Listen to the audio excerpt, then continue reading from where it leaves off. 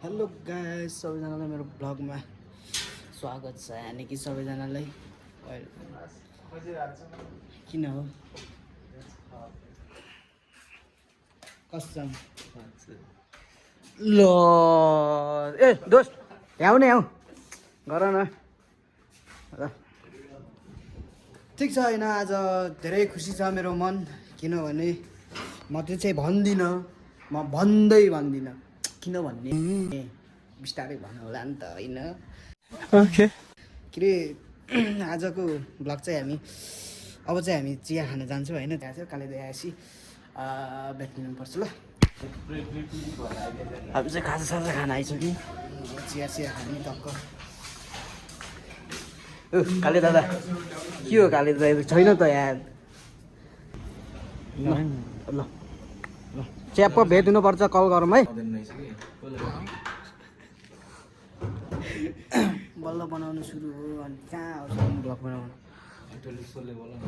Okay के सानो भयो मेरो साउन्ड हो? कमेन्ट हान्नु पऱ्यो है, मेरो आवाज सानो आयो भने बरु त्यो के अरे के भन्छ अरे त्यसलाई, माइक त्यो किनिदिउँ ला नि त ओके होइन र।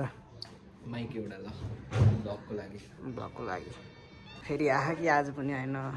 आज पनि फेरि ब्लगमा एड गर्दै आएको। मैं जो उससे मैं इधर उधर निकल जाता हूँ।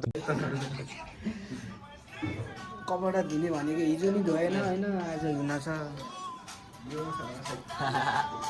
छक्का हावे ना मैं जो उससे मैं इधर उधर निकल जाता हूँ।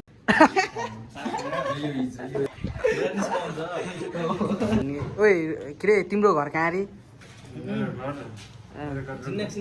रुकुम हो के अरे